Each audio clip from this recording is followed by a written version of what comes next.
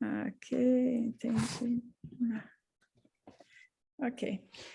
Como eu havia proposto que eu faria uma abordagem estética, uma tentativa de fazer uma abordagem estética do movimento modernista no Brasil, né?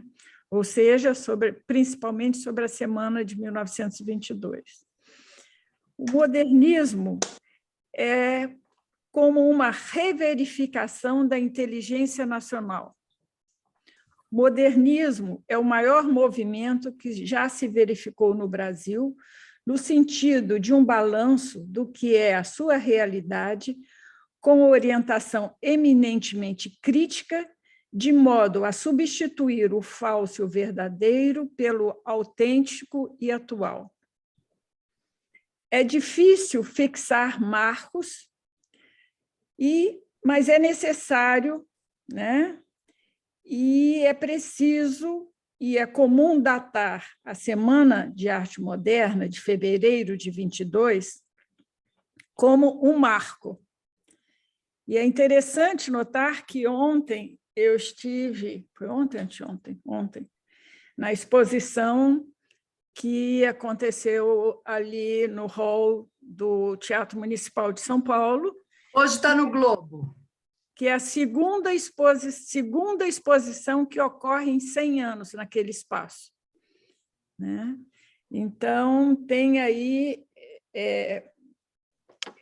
esse tipo de comemoração que está sendo feito.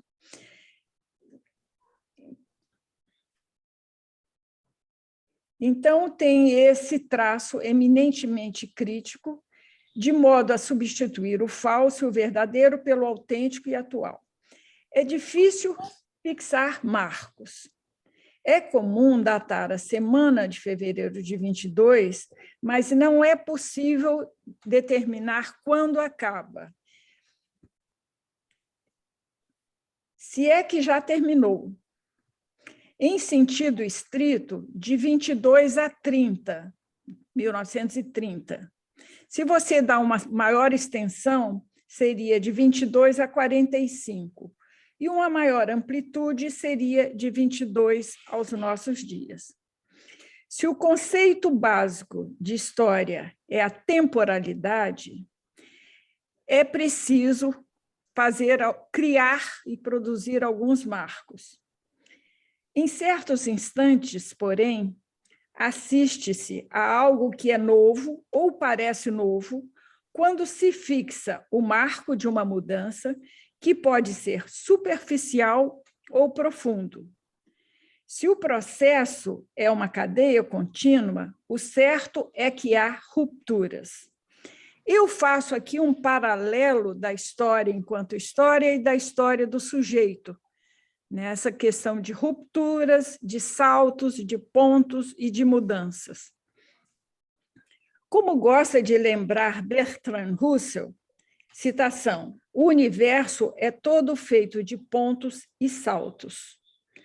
O fortuito, final de citação, o fortuito, o imprevisto, o novo, o dinâmico e o revolucionário sempre comparecem.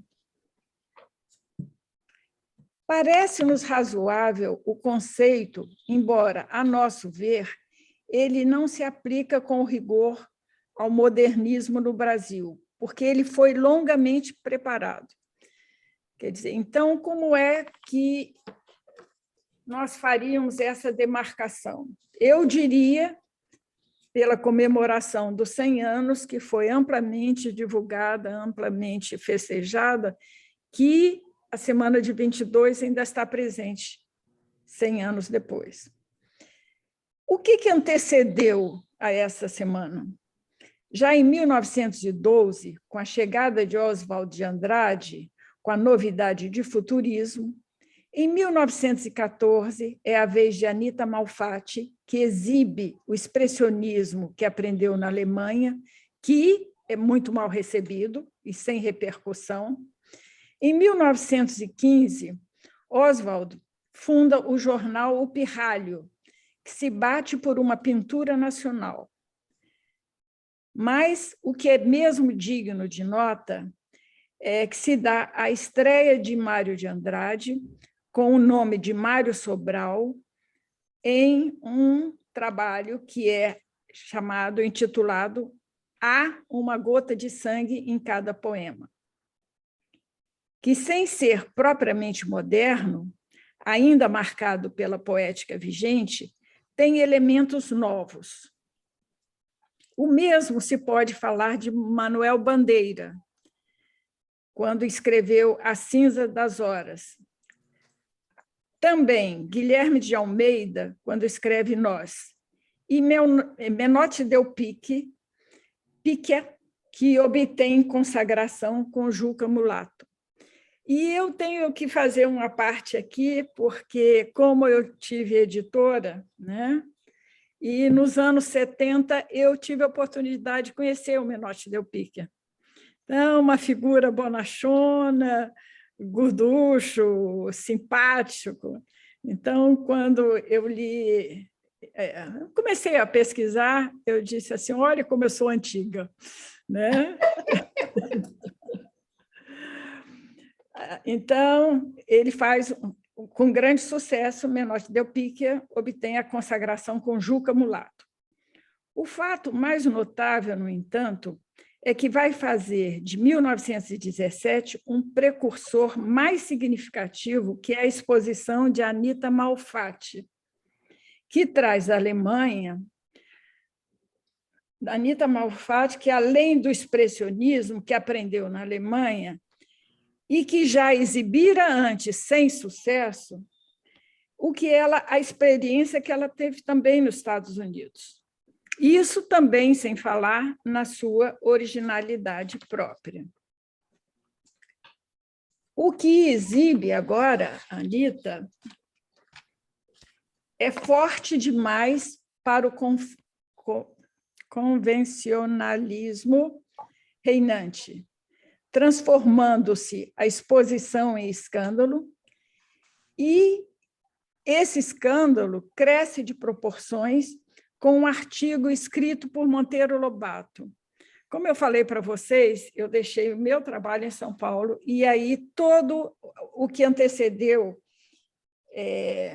narcisicamente também, não tem nada com Monteiro Lobato, mas sou Lobato, então eu fiz uma pesquisa do trabalho dele que antecedeu a semana de 22. Mas esse artigo cresce de proporções, quer dizer, essa censura, a Anita Malfatti, a exposição dela, que primeiro ela faz uma exposição que, de certa forma, teve péssima aceitação. Depois,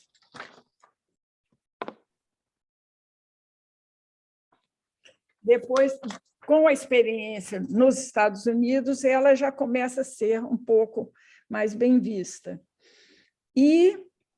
Mas a censura aumenta de proporção com o artigo de Monteiro Lobato, que é intitulado Paranoia ou Mistificação, que faz do simples acontecimento um divisor de opiniões. Oswald defende a artista. Passou a ser... Oh, meu Deus, como é difícil falar. Ela passa um divisor de opinião. Oswald defendeu a artista e passou a ser referência e viu-se envolvida em campanha que ela não pôde enfrentar. Foi realmente muito duro para ela.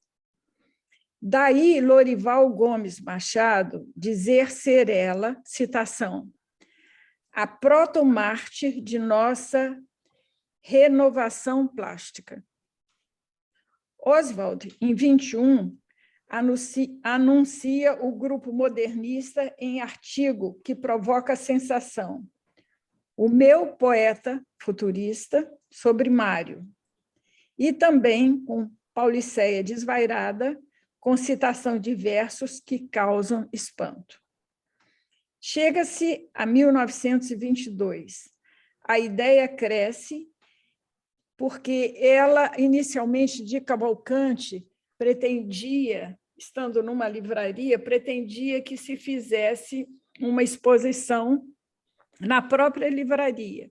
E aí, quando entra o Paulo Prado, que faz parte de uma intelectualidade alta burguesia paulista, então a coisa muda de figura e então que é pensado de fazer a exposição dentro do Teatro Municipal. E eu tive a sorte, né, de visitar essa exposição ontem, que eu mandei a foto para vocês. Do lado extremo direito tem um óleo da Varejão, Adriana Varejão. O que é esse quadro da Adriana Varejão? É porque teve um alemão nos anos 1500 e alguma coisa, Hans, agora eu estou sem o trabalho, sem o sobrenome dele, que ele falou sobre...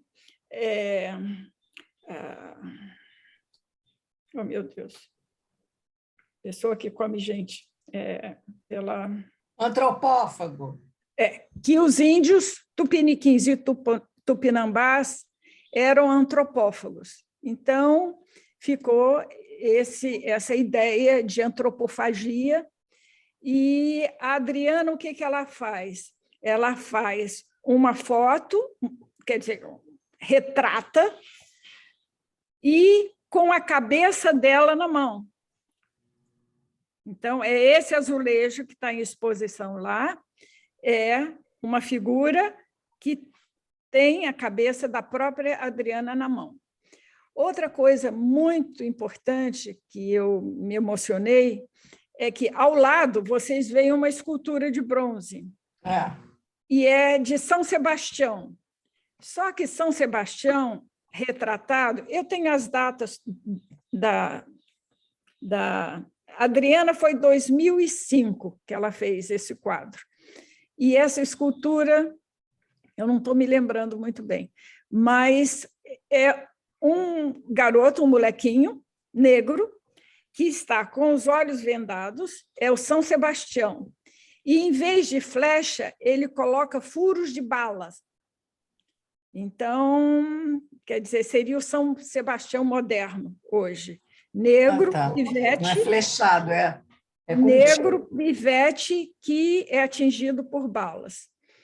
Ao lado também tem uma outra citação que quantos pobres para fazer um rico? Quantos pobres são necessários para se fazer um rico? Também está logo na entrada da exposição. Agora, eu acho, pegando esse termo antropofagia, que, de certa forma, vem esses trabalhos fazem referência a isto, né? A época de São Sebastião, a época de antropofagia, há uma ausência de mulheres e de índios nas obras, né? E eu acho muito interessante, não sei se vai dar tempo da gente chegar lá, mas o Darcy Ribeiro, meu amigo, amicíssimo da minha filha, ele já falava de uma antropofagia que era de país colonizado, que pegava os textos, pegava o estilo, pegava a estética europeia para tentar imitar. Quer dizer, uma outra abordagem que o Darcy Ribeiro fazia de antropofagia. E o que mais eu posso falar? Tem um quadro, eu tirei a foto, mas para vocês saberem a proporção do quadro. E tinha um quadro vermelho, também caboclo, que é o Batismo de Macunaíma, um quadro imenso, vermelho, também de grande impacto, que pode ser visto lá no museu. Quem? Pois é, caboclo. Caboclo. Tem um primeiro nome. Tudo isso eu posso, na próxima aula, independente de eu falar ou não, eu posso colocar para vocês. É um quadro vermelho imenso também, né, que retrata, tem presença de índio, naturalmente. Bem, eu me desculpo mais uma vez, mas o trabalho foi que eu consegui estruturar um pouquinho agora, em cima da perna. Né? Ato falho, mas é fogo. Mas vamos lá. Eu trouxe isso aqui, é OSESP. O que eu trouxe é o programa da OSESP. Meu trabalho ficou em São Paulo, achando que era isso aqui. Vamos lá. Vai Luiz ou vai Sandra? Vai, Luiz. Eu vou fazer a apresentação vai, só se der tempo, pequenininha. Não, vai você. Deixa eu para o final, porque aí eu regulo o tempo do que eu falo Tá. ou não. É uma comunicação apenas no avanço da pesquisa, né? Porque eu coloquei a ideia da Gilca Machado, exatamente, resolvi pesquisar essa poeta que publicou em 22 A Mulher Nua. Eu estava pesquisando Gilca porque é uma das poucas figuras femininas, até a gente pegando a foto do modernismo, da Semana de Arte Moderna, a gente vai encontrar uma foto de senhores. Acho que não tem nenhuma mulher, ou se tiver, é uma ou duas. O fato é que a Gilca ela ficou alheia. Ela ficou alheia ela foi recebida como um corpo estranho na cena literária da época. Ela tinha 29 anos em 1922 e era poeta já. No entanto, ela foi recebida com muita estranheza e foi um pouquinho desqualificada pelo Mário de Andrade, por exemplo, que ele tinha a mesma idade da Gilca, mas ele se colocava sempre como se ela fosse uma menina precoce, imoral, etc. E tal. E ela ganhou mesmo esse nome de matrona imoral. Mas o que aconteceu, que foi uma virada na minha pesquisa, foi o encontro de Drummond e Gilca. Porque Drummond ele tinha sido meu vizinho até. Eu morei na mesma rua que ele, há muitos anos atrás e tal. Acontece que a gente olhando aquele senhor tão discreto, sóbrio, não é? Um bom mineiro. Conselheiro Lafayette? Você morou no Conselheiro Lafayette. E o Drummond também residia ali. Então, ele, às vezes, vinha da repartição, porque ele trabalhou no Ministério da Educação, naquele belo edifício do centro da cidade, projeto do Niemeyer, né? E ele vinha caminhando assim, eu achava uma pessoa tão sóbria, nunca me dirigia a ele por me sentir intimidada, mas eu via aquele senhor. Pois bem, de repente, nesse encontro da pesquisa da Gilca, eu esbarro no Drummond. Então, eu vou ler um pedacinho aqui, onde eu tinha lido já para o grupo, mas eu vou pegar só para emendar. A Gilca, então, o Drummond valoriza a Gilca, inclusive, junto à imprensa, né? E ele disse que a Gilca foi a primeira mulher nua da poesia brasileira e deu mesmo a um dos seus livros esse título audacioso para a mentalidade de 22, ano em que teria começado o modernismo. Porém, eram anos tão preconceituosos quanto dos seus antecessores, que eram vitoriosos e hipócritas. Não é? E ele completa dizendo que a Gilca ficou à margem, ficou como um corpo estranho. Ela ficou alheia ao modernismo e, por sua vez, ela não tinha pertencimento e os modernos tampouco fizeram um movimento para esse pertencimento. Abro parênteses para dizer que, de fato, ela não era moderna. A poesia dela é uma poesia simbolista, parnasiana. Os modernos faziam uma crítica ao parnasianismo. A Gilca era uma criatura que ela colocava muito a natureza, a contemplação, frases longas nos seus versos. No entanto, eu acho a postura moderna, tanto politicamente quanto para falar do êxtase, do erotismo feminino. E aqui eu vou ler um trechinho que eu avancei na pesquisa. Poderíamos dizer que Drummond e Gilca encontraram-se no erotismo que faz apelo à letra. O poeta mineiro, nascido em Itabira em 1902, alguns anos mais novo do que Gilca, marcou a poesia com seu traço moderno. Publicou uma vasta obra e, desde o final dos anos 60, começa uma escrita erótica, que, no entanto, manteve excluída de publicação e restrita a poucos amigos. Enviou-a, porém, ao então genro Manuel Granha Echeverri, um intelectual argentino, que depois, por sua vez, confiou ao filho mais velho, Pedro Augusto. O Amor Natural, apresentando 40 poemas, foi publicado no Rio em 1992, 5 anos após a morte do autor. Eu consegui o livro. São 40 poemas eróticos. O Amor Olha, Natural. Agora eu vou contar um segredo aqui em off. É um erótico que chega a fazer uma fronteirazinha com o pornô, mas vamos com calma. O Amor Erótico, de Carlos Drummond de Andrade. Olha, é uma coisa muito interessante isso. Aí eu vou continuar. Embora Drummond tenha vivido os anos 70 de intensa revolução sexual, e a despeito do surgimento da poesia marginal, persistiu mantendo esses poemas sob reserva, destinando à decisão dos netos, filhos de Maria Julieta. Esses poemas foram escritos em paralelo aos outros, os legitimados e enviados aos editores. Drummond viveu intensamente os amores clandestinos, alheios ao casamento que durou a vida inteira com Dolores Dutra. E embora, aí eu vou citar, eu digo assim, que esses poemas se intensificaram no segmento final da vida, numa sugestiva urgência que se avizinha à vitória de Thanatos. Neles, como sugere Afonso Romano, que assina a compilação da obra, o amor é a palavra essencial. E agora vou fazer aspas para Drummond. Embora o que se passa na cama seja segredo de quem ama, nunca houve segredo mais repartido do que esse. E o bom poeta é aquele que, ao revelar o seu segredo, descobre que ele pertence a todos. Então, assim, o livro começa com esse poema, que eu não vou ler, mas eu vou só ler uns versinhos. Amor, pois que é palavra essencial. Então, o livro começa com essa...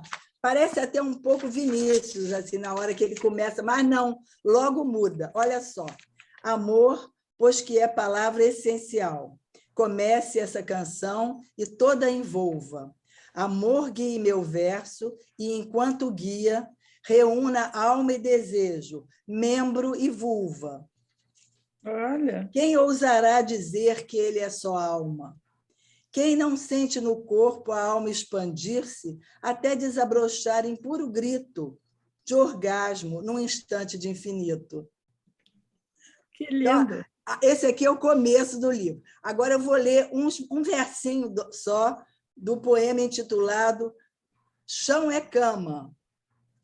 Uhum. O chão é cama para o amor urgente, o amor que não espera ir para a cama. Sobre o tapete ou duro piso, a gente compõe de corpo e corpo a úmida trama. E para repousar do amor, vamos para a cama.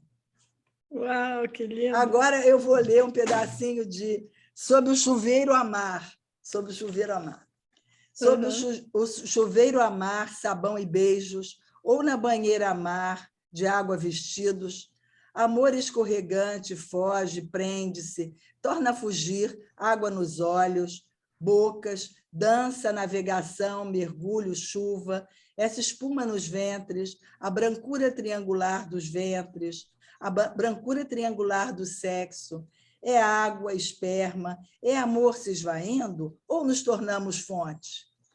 Ai, que lindo! Lindo! Agora, em junho de 1984, poucos anos antes de morrer, que ele morreu em 87, Drummond concedeu uma entrevista a Maria Lúcia do Pazo, que redigia na UFRJ uma tese de doutorado sobre a poesia erótica do poeta. Observa que ele próprio admite que o erotismo aparece aqui e ali de maneira esparsa em sua obra, mas que concentrou-se no então inédito amor natural. Quer dizer, ele mesmo, embora ele estivesse vivo e falando disso, e ela escrevendo sobre isso, ele não revelou. Ele disse que aparece, eu acho também, que ela aparece pouco na obra dele. Não é? Ela foi um amor clandestino. Aliás, um amor não, amores clandestinos que ele viveu na realidade e no imaginário, né? Esse agora eu vou recortar o poema, o final do poema, Mimosa Boca Errante.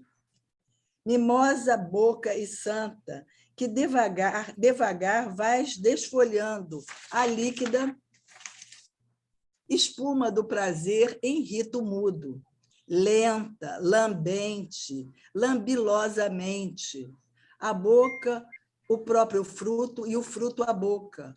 Ó, chega de beber-me, de matar-me e na morte de viver-me, já sei, a eternidade é puro orgasmo.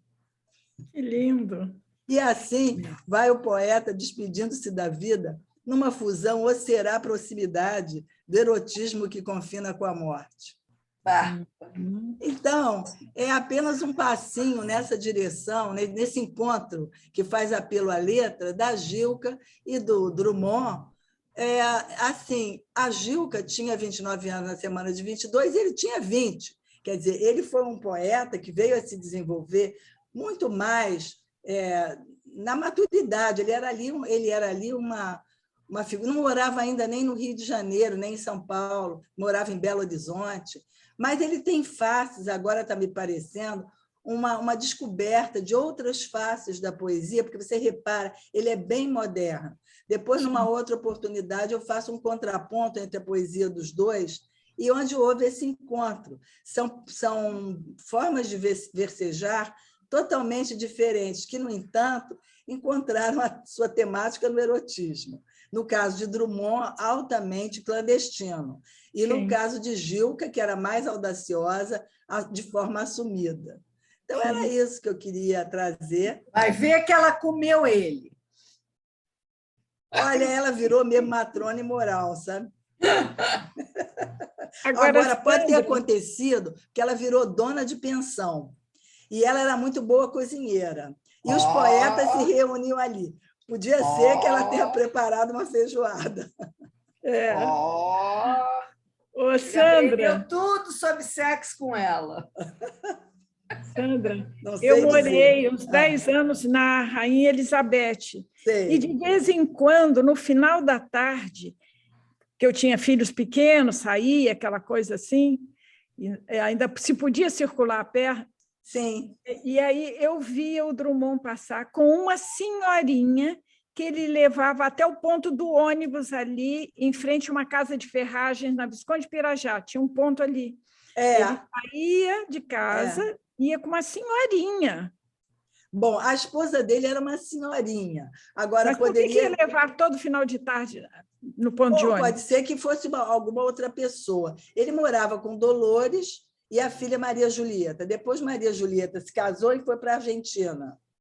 E ela morreu, né? Teve uma morte ela morreu no dia 5 de agosto de 1987. E ele morreu no dia 17 de agosto. Quando ele voltou do cemitério, ele parou de tomar todos os remédios. Eu acho que ele tinha um problema no coração. Ele parou de tomar toda a medicação. Houve, assim, como se fosse uma entrega, né, Atana? Sim. Era uma paixão por essa filha, né? Era uma paixão por essa filha. Era uma paixão por essa filha. Agora, é engraçado que eu fantasiei a vida inteira como sendo a namorada do Drummond, que levava ao ponto de ônibus. Mas seria uma senhorinha? Era uma senhorinha. Ele também, né? Já estava... Mas ele foi um senhorzinho extremamente ativo. E ele dizia que ele foi criado em Belo Horizonte numa época em que os rapazes eram separados das moças. E isso numa entrevista que eu ouvi no YouTube. E ele disse que as moças eram acompanhadas por senhores que eram os irmãos ou os pais. E esses senhores usavam bengala. Ele tomou horror por bengala, porque a bengala não era para apoio do sujeito. A bengala era para dar nos rapazes se eles chegassem perto. Das filhas. Ele foi criado muito afastado. Quando ele descobriu, nunca mais largou. Ele está realmente... Aliás, o Afonso Romano fala mesmo isso aqui, que o Afonso Romano assina o pós-fácil, né? Então, ele diz assim, o texto é "O erotismo nos deixa gosto", e ele começa com a própria citação, a epígrafe, é uma citação do Drummond. Sejamos pornográficos, entre parênteses, docemente pornográficos. Eu estou dizendo a você, já disse, repito, eu acho que ele confina um pouquinho com pornô. Eu acho que foi por Com isso que ele... erotismo, com erotismo, né? Erotismo com pornô, que ela diz. Eu acho que por isso é que ele não publicou, porque depois vocês lendo detalhes, é claro que eu fiz uma edição selecionada. Ele realmente bota para quebrar. Onde você conseguiu esse livro? Isso aqui foram os Escusos Caminhos. Pergunta aí de algo que vocês disseram. Quer dizer, o pornô está fora do erótico? Não, está incluído. Tá. Está incluído. Está completamente, faz parte do mesmo conjunto. Isso. Mas vamos dizer assim, eu acho que foi essa pegada mais pornô que estou fazendo um tremendo uso do imaginário. Eu acho que foi por isso que ele não publicou.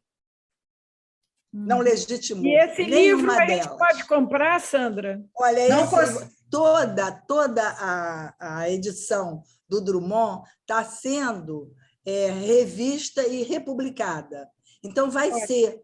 Agora, eu consegui a publicação de 92, que está esgotada, mas eu consegui num sebo. Tá. É o amor... Amor natural. O amor natural. Com o pós-fácil do Afonso Romano. Eu já entrei na estante virtual e na Amazon não consegui. Mas calma, porque vai ser todo republicado, tem sido em larga escala republicado. A família refez contrato com a Record, está totalmente reeditando, republicando. Ótimo. Muito bom. Vai chegar. Luiz, agora você ficou com 20 minutos, Luiz. Eu quero ver agora. Beleza. Olha aqui. Bom, eu continuo aqui nas minhas pesquisas relativas à semana ou ao modernismo e Machado de Assis. Né? Sim. Então, estamos aqui com várias questões. E aí eu vou começar a dar minhas piruadas aqui. O que acontece é o seguinte, eu li para vocês no outro dia, eu fiz alguns comentários do Alcir Pécora, que é um professor da Unicamp, que ele fala que havia uma incompreensão dos modernistas em relação ao Machado de Assis, que a crítica mais conhecida sobre ele é essa malfadada carta do Mário sobre ele. Mas, aqui para nós, o Mário não sabe nada de Machado de Assis. Por quê? Porque há uma situação assim que nós temos que fazer uma visada maior.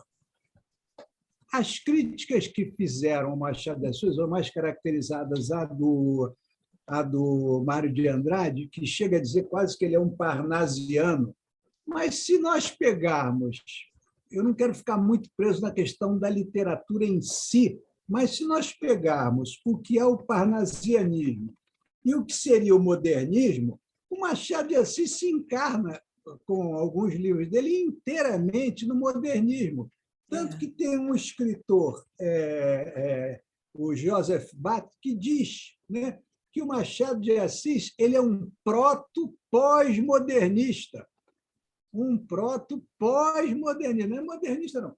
Pós-modernista. Agora, você vai dizer, mas por que não dava para entender o Machado de Assis? O Pécora diz que tem o problema da inveja também, que ele estava tão acima da média dos autores brasileiros que destoava tremendamente. Bom, mas eu tenho assim uma hipótese.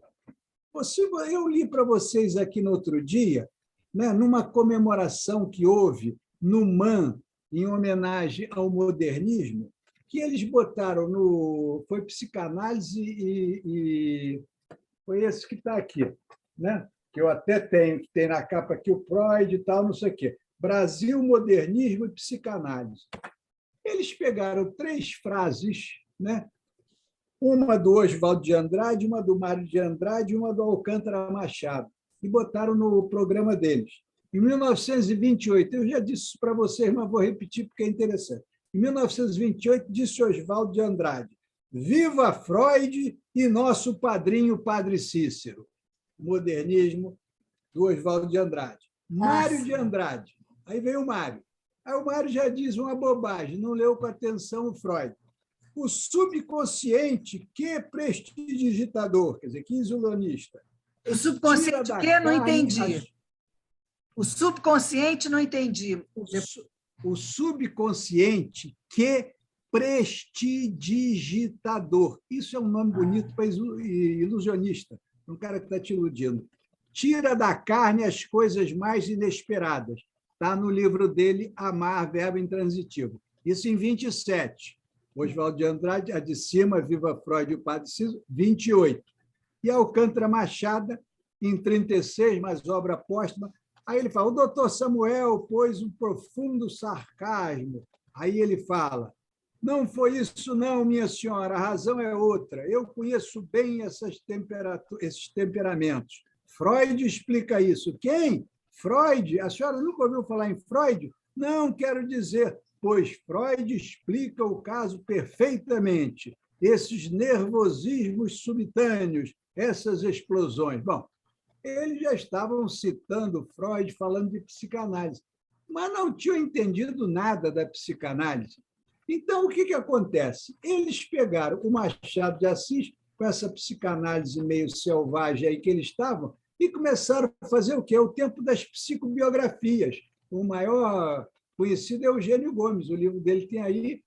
O nosso Mário de Andrade, na tal carta que ele escreveu ao amigo lá, né, que eu não gravo qual é o amigo, até tenho escrito aqui, mas não me lembro qual é, que ele escreve, ele fala no Peregrino Júnior, que fala a doença e a Constituição de Machado de Assis, que é uma psicobiografia total, uma coisa que hoje, curiosamente, como curiosidade, se aceita, mas como um texto para ser citado, faça-me o favor. Né?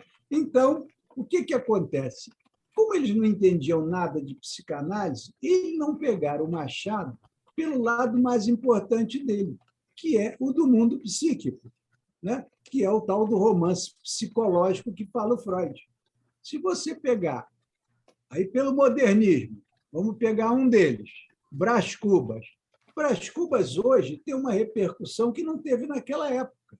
Primeiro, teria alguma coisa, isso não sou eu que estou dizendo, são os autores aqui, é Pepper, são outros, está dizendo, vem cá, colocar um autor defunto já é uma novidade, né? Já é uma vanguarda total, porque não tinha essa ideia de autor defunto. Autor defunto já está, como diz o outro, no pós-modernismo. Né? Aí Sim. Fala do nacionalismo, tinha que ser nacional. O nacionalismo, que eu entendo que eles ficam muito em cima, é o dos índios, os negros. Bom, existe um texto, um livro, que foi presenteado pela Sandra, do Eduardo Duarte, que é Machado de Assis Afrodescendente. É um livro grosso que tem todos os momentos em que o Machado de Assis faz críticas à posição escravista no Brasil. Como Machado de Assis, como era funcionário público e trabalhava, temos que regular a questão da lei do ventre livre, como eu disse a vocês, apenava toda hora proprietário de terra por não respeitar a lei do ventre livre. Então, isso eles não valorizaram essa questão. Não entenderam também, como não entendeu, né, o Mário de Andrade também, essa questão das mulheres. Eu, como vivo dando aula de Machado de Assis, não vou entrar no mérito aqui, mas a mulher era uma oprimida total, não escolhia nem com quem casar. E o Machado de Assis aponta isso nas obras todas dele. Pega uma que tem bem isso claramente, pega, por exemplo, A Mão e a Luva. Entendeu? Guiomar tem que ficar ali entre Luiz Alves, Estevão e Jorge, mas ela tem uma possibilidade de escolher, mas ela tem que escolher porque ela não pode trabalhar. Isso é uma crítica que o Machado faz à posição da mulher nessa época. Não tem nada mais vanguardista do que isso. Entendeu? O nacionalismo está incluído aí na questão do escravo, né? Está incluído na questão da posição da mulher no Brasil naquele momento.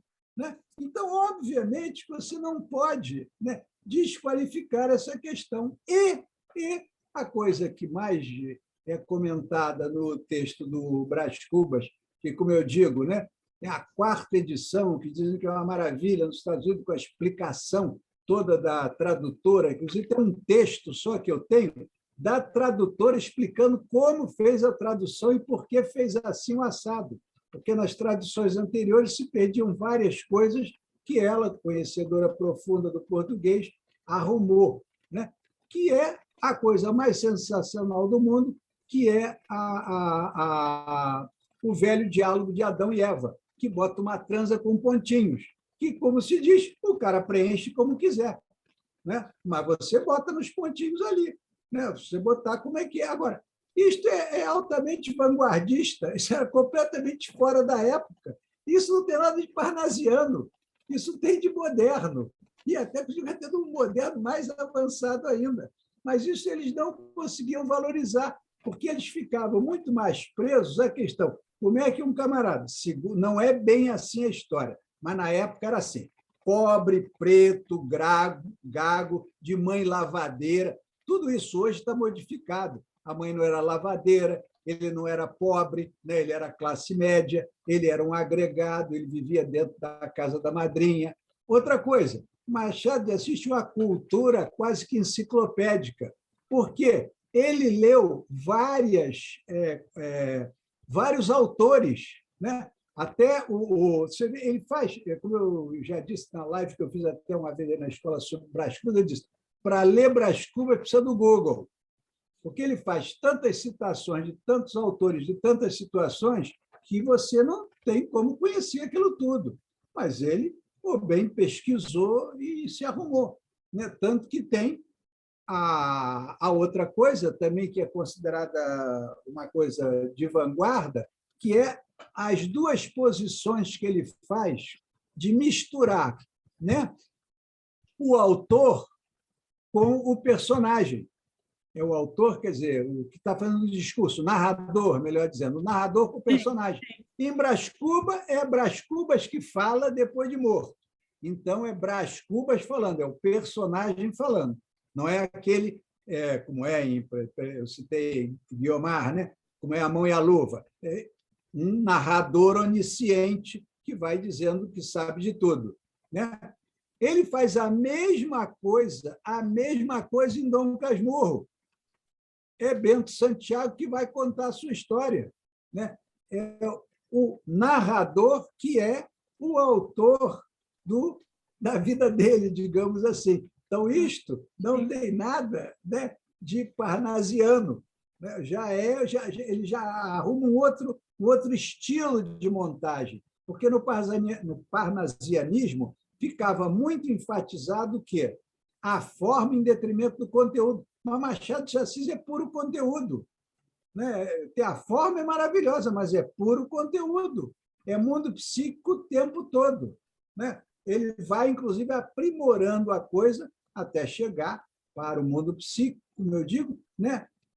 A fantástica criação de Dom Casmurro, que ele, né, que não era contemporâneo de Freud. E eu digo, né, ele faz, né, duas apresentações. Se você pegar o Freud de 1922, né, você pega o Dom Casmurro. Se você pegar o Freud de 1908, Moral Sexual Civilizada e Doença Nervosa Moderna, ele pega o Brás Cubas, porque o Freud não diz que entre o casamento e o amante, para manter o casamento, tem que ter o amante. O que fazia Virgília com Brás Cubas e com o deputado? O deputado era um caso à parte, era o marido de Virgília, né? Inclusive, ainda tem a seguinte posição, né? Machado, né, era um leitor, isso ele mesmo reconhece tudo, né, de Laurence Sterne, né? E eu até anotei aqui, porque encontrei o seguinte, só para fechar assim, chegando ao final assim, porque vai dar o tempo aqui que eu estou vendo daqui a pouco, ele diz o seguinte, Machado de Assis fecha o Brás Cubas com a seguinte sentença: não tive filhos, não transmiti a nenhuma criatura o legado da nossa miséria. É assim que ele fecha o Brás Cubas, dizendo que ele não teve filhos, se bem que a Virgília fez um aborto dele, pelo que se depreende. Mas o Laurence Sterne, em Brás Cubas foi em 1881. O Laurence Sterne, em 1759, diz o seguinte, naquele Tristan Shandy dele, né? A vida e opiniões de Tristan Shandy. Congelou. É uma frase muito semelhante ao do Sterne, né? Então, quer dizer, ele conhecia, porque ele diz que se apoiou muito ao livro, As Influências Inglesas de Machado de Assis, tem essa coisa toda. Então, ele era um camarada que lia, né? Agora, eu pergunto a vocês, se nós botarmos, eu até fiz aqui um paralelo, porque se nós botarmos, ao mesmo tempo, Otelo, Desdémona e Primo Basílio, em todos três, você sabe que a heroína está traindo. Em Dom Casmurro fica a dúvida. Dom Casmurro é mais, né? É uma coisa muito mais impactante, exatamente porque ele produz a questão da dúvida. Aí eu pergunto a vocês, de que vive a psicanálise? A psicanálise é a prática da dúvida, né? Por isso que eu digo que Dom Casmurro tem que ser valorizado, e hoje pode ser mais valorizado, nesse sentido, porque hoje nós temos mais informação, mais psicanálise, mais conhecimento psicanalítico, a obra fica muito mais interessante. Enquanto que, naquela época, eles não tinham muita essa informação. Então, eles ficaram muito amarrados nas psicobiografias. Liam o Freud e ficavam fazendo psicobiografia, né? E aí começa essa junção. Machado de Assis fez Dom Casmurro por causa de Carolina. Para ver que Carolina tinha outro romance. Tem me esqueci, tem o Pitangui, que me esqueci agora o primeiro nome dele, não é o médico, não. Eu estou me esquecendo agora. Que ele escreveu um livro sobre o Dom Casmurro, que Carolina fica grávida de um outro camarada, faz uma bagunçada geral com a história da vida do Machado de Assis, passada por romance. Psicobiografia é interessante para psicanalista, para ter umas ideias, mas não pode seguir ao pé da letra. Mas o que acontece é que a obra ganhou essa dimensão que tem hoje, né? Porque, como eu disse, não tem, eu repito isso, já deve estar cansado de ouvir, não tem nada, não conheço nenhum romance que tenha os três tipos de ciúme descrito pelo Freud em 1922. Né? Então, por aqui vou encerrar, porque deu meus 15 minutos. Estamos batendo 7 horas. Uhum. Sim. Então, é isso que eu estou aqui em cima nessa arrumação aqui. Né? E o detalhe, hein? Crítica do Mário de Andrade, que Machado de Assis se apoiou em Balzac e tal. Ele também não entendeu muito bem o Balzac, porque eu e a Sandra aqui, que estamos lendo o Balzac, A Mulher de 30 Anos, o meu professor Paulo Rona, que é o maior entendido em Balzac, fez a edição toda brasileira do Balzac. Mas Paulo Rona não entende nada de mundo psíquico nem de psicanálise. Temos uma descrição da Marquesa lá, que é a mais pura histeria a todo vapor. Mas ele acha que Mulher de 30 Anos não é um grande romance. Para a histeria é uma maravilha, né? Uma descrição histérica sensacional. Mas eles não tinham, e nem o Paulo, né, apesar de ter sido meu professor, não tinham ainda essa percepção da psicanálise, né, aplicável a esses personagens. Você entendeu o mundo, e aí vai cair naquela história. Psicanalista precisa ou não precisa ler literatura? Como é que vai ter esse conhecimento?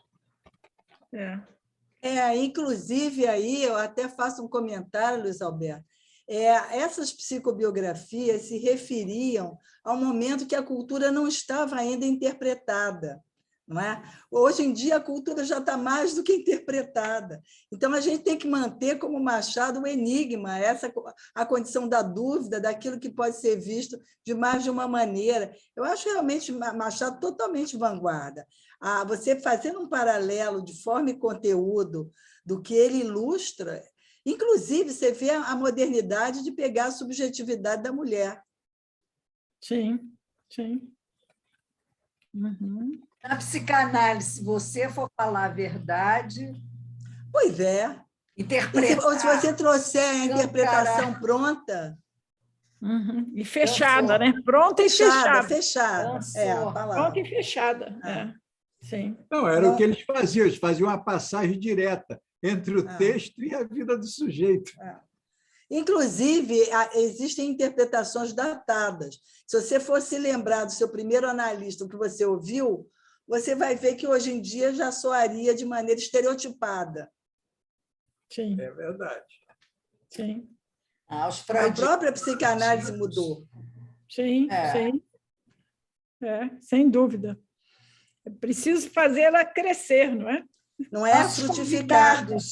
Nossos convidados, alguém quer fazer algum comentário? Peraí, Nós tem um estamos aqui, nós já comentamos. Comentamos tanto. Né? Ok. Eu gostei, Emília, quando você falou da questão da ruptura. Pois é, isso eu vou Ruptura. trabalhar melhor.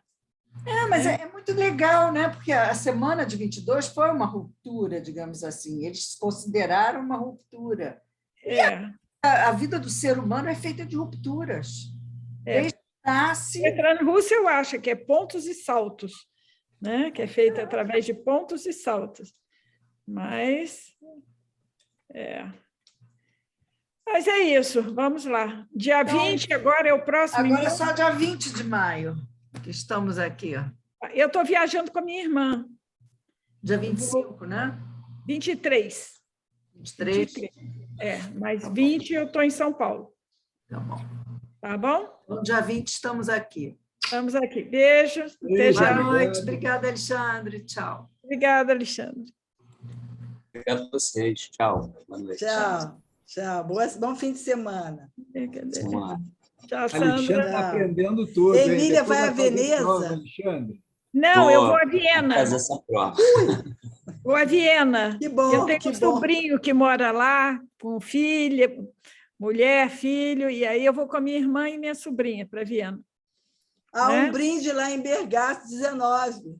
Vou lá, porque eu já estive em Viena, mas não fui na Bergasse 19. Mas tem embaixo ali tem da que casa ir. de Freud, tem um café, você toma um cappuccino gostoso. Não, tem que ter o gostoso lá. café e tem que ir no banheiro do Freud também. Eu fui. Onde é que fica o banheiro do Freud? Dentro Lá, da casa, você tem que dentro subir do- a escada. Eu subo. Eu subo. Tchau. Tchau.